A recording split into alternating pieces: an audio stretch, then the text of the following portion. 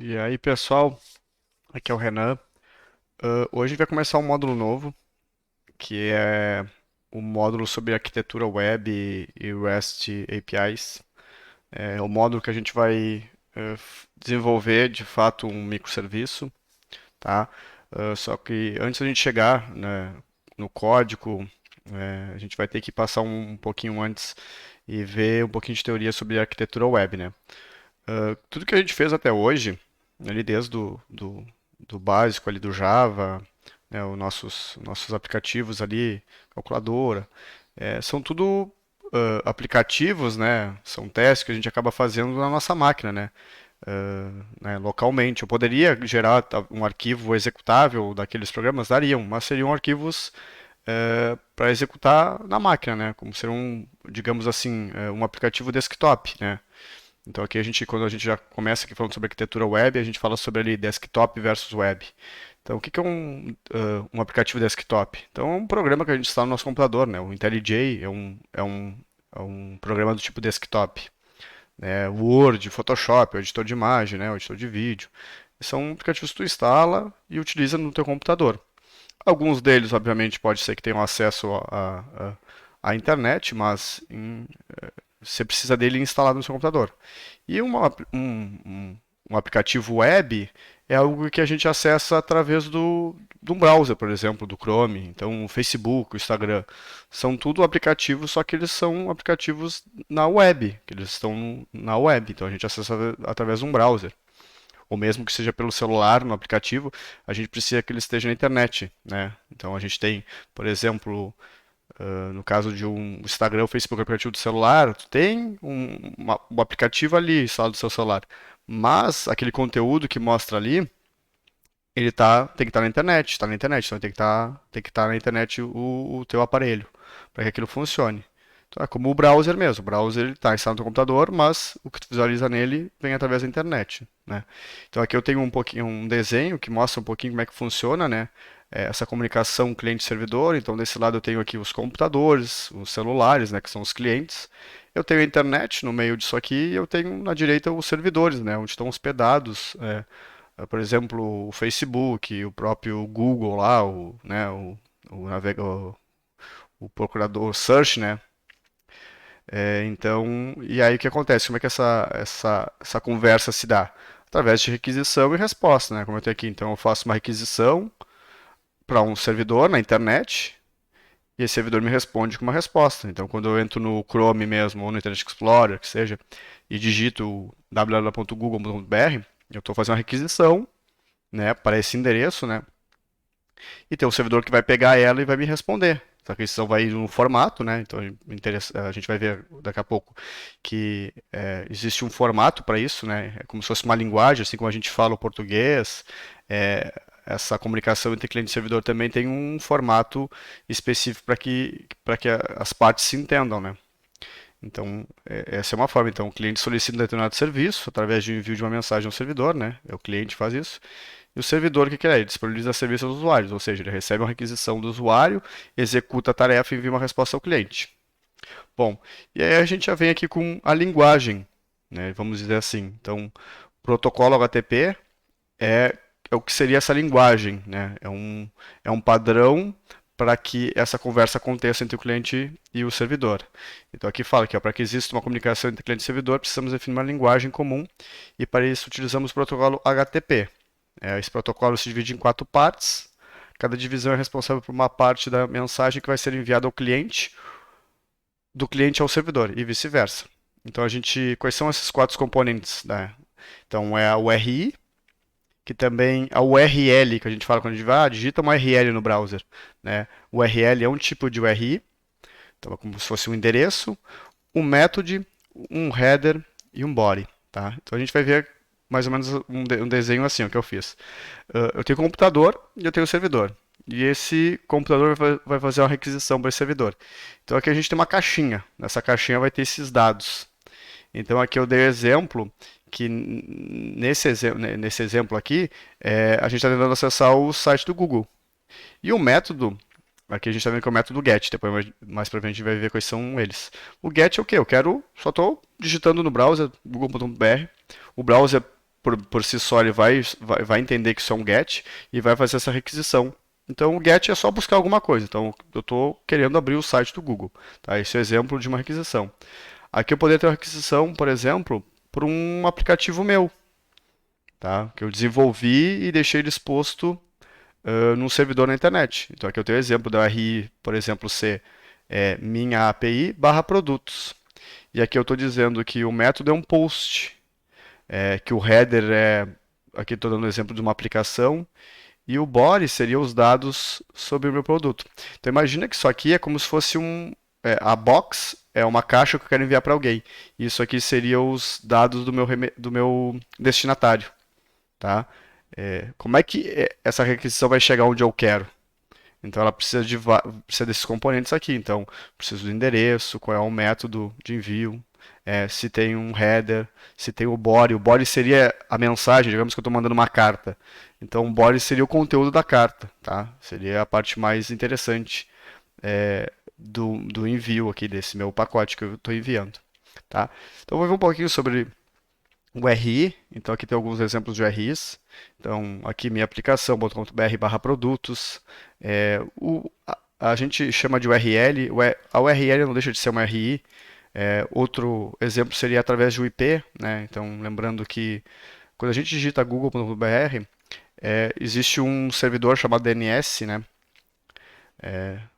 Que resolve esse nome por baixo dos panos. Na verdade, existe um endereço mais feinho, que seria esse número aqui, um número parecido com esse. É mais difícil decorar um número do que, né, esse endereço. Então, existe os servidores DNS que leem esse valor aqui e transferem para algo mais parecido com isso. Mas existe ainda essa forma aqui também. Então, aqui é um outro exemplo de um RI.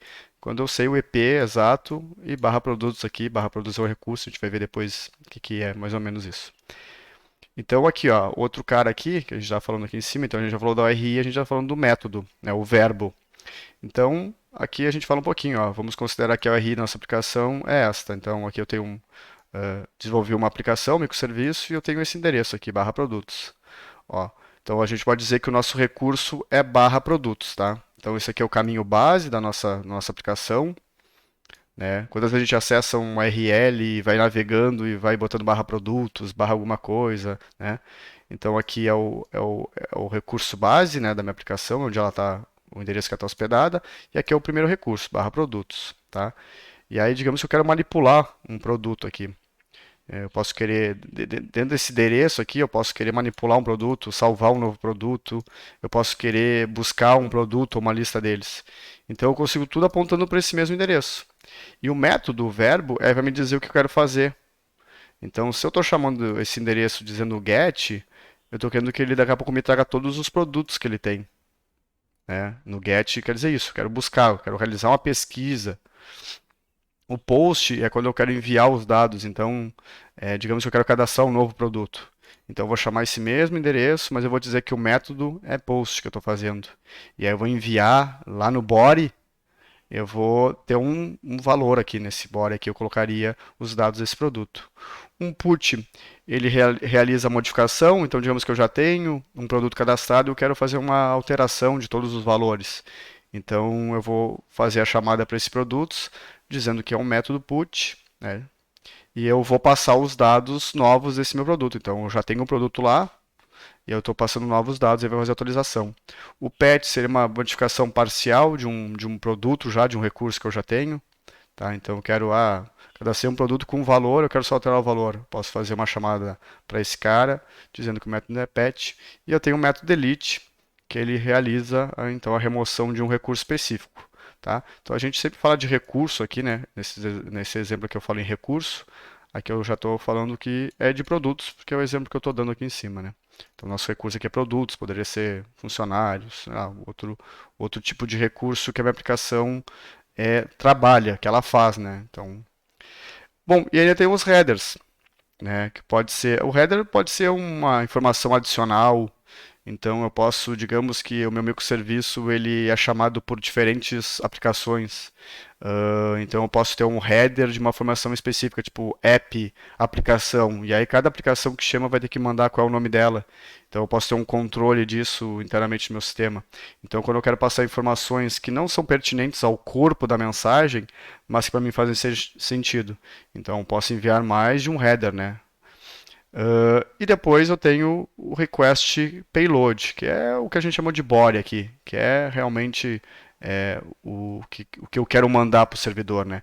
Lembrando que quando eu vou fazer um get, eu não mando um body, né? Eu estou fazendo um pedido, quero requisitar alguma coisa, então eu não mando um body, não mando um payload. E aqui ele fala, no caso do método get, não se deve. Vou estar errado aqui, não se deve enviar um payload, mas para os demais casos, o payload é o corpo da requisição, é de fato o conteúdo que queremos que chegue até o servidor ou até o cliente. No caso do recurso de produtos, o payload seria os dados de um produto que queremos persistir na aplicação ou queremos alterar. Bom, ainda a gente tem alguns códigos HTTP. Então, o que acontece? Quando eu monto a requisição do meu lado, né, do cliente, eu mando para o servidor recebe isso aí e ele me devolve. Quando ele me devolve, ele vai me devolver alguns códigos também, que é para que eu entenda, a minha aplicação entenda se aquela conversa que aconteceu entre cliente e servidor ocorreu de forma ok. Então, a gente tem códigos aqui, então aqui eu estou falando 1xx seria 100, 101, 102. Então, na casa do 100, a gente está falando que são códigos informativos. Na casa dos 200 de confirmação, então a ação foi concluída, entendida. Então, quando eu mando, por exemplo, quero fazer um post para o meu servidor, eu quero que ele inclua alguma coisa, que ele persista alguma coisa, ele pode me responder um 200, que é uma resposta ok, ó, é como se ele tivesse recebido e dissesse ok. Ou ainda 201 que ele criou, então que ele recebeu, isso aí persistiu, poderia ser também. 300 é um redirecionamento, indica que algo mais precisa ser feito ou precisou ser feito para completar a solicitação. 400 é um erro no cliente, então daqui a pouco me passaram os dados para me fazer uma requisição e eu de alguma coisa eu errei, eu passei o método errado, então eu recebo um 400 dizendo que o que eu fiz está errado, então indica que a solicitação não pode ser concluída ou contém a sintaxe incorreta, então é erro meu do lado do cliente. E ainda pode ter os erros 500, que são erros no servidor. Então o servidor lá falhou, ele recebeu a minha requisição, não soube lidar direito com a informação, podia ter um bug no servidor, deu 500, ou pode ser uma falha de comunicação na hora de concluir, né, alguma solicitação também. Então aqui a gente lista os mais utilizados, né, o 200, 201, 204, 400 bad request é bem comum, 401 também, aqui 403 é quando não é proibido. Not found, né? Quem é que nunca digitou alguém recebeu um link de entra nesse site aqui, aí recebeu um not found. O 500. Então aqui a gente tem um linkzinho, isso aqui depois vai estar no Git, linkzinho com os outros status codes. Bom, e toda vez que a gente fala de recurso, então, que a gente tem um recurso aqui que nem barra produtos, eu poderia ter um outro aqui, barra funcionário, por exemplo, eu quero fazer um cadastro funcionário, um barra clientes, por exemplo, eu quero fazer cadastro de cliente. Então, são recursos que a gente tem. E aí, normalmente, cada recurso, dependendo, ele vai ser um endpoint, a gente vai chamar de endpoint, a gente vai ver isso depois, conforme a gente for fazendo mais na prática, a gente vai ver como essa palavra vem bastante, que é um endpoint. Então, um endpoint é um recurso completo. Então, quando eu crio um endpoint, digamos, eu quero fazer um endpoint na minha aplicação que vai receber os produtos. Então, o cliente vai chamar esse endereço, barra produtos, aí vai passar um post, mas a minha aplicação vai ter um código específico para atender essa requisição do tipo post. Então, a gente chama de endpoint um recurso completo que tem a sua RI, seu método, header, body e response status. Então, o endpoint ele vai receber, eu vou chamar o barra produtos, vou passar o método post, eu vou passar o header se caso seja necessário, eu vou mandar um body, o meu servidor vai ler e vai responder. Se eu precisar fazer um get, eu vou desenvolver um outro endpoint, que vai ser o que recebe o get. Tá? Mas isso a gente vai ver depois. Então, por enquanto aqui, eu vou terminar o vídeo só falando dessa parte de arquitetura web. Tá? Ela é um pouco simplificada, tem bastante coisa na internet, dá para procurar. Mas esse é o básico. por enquanto.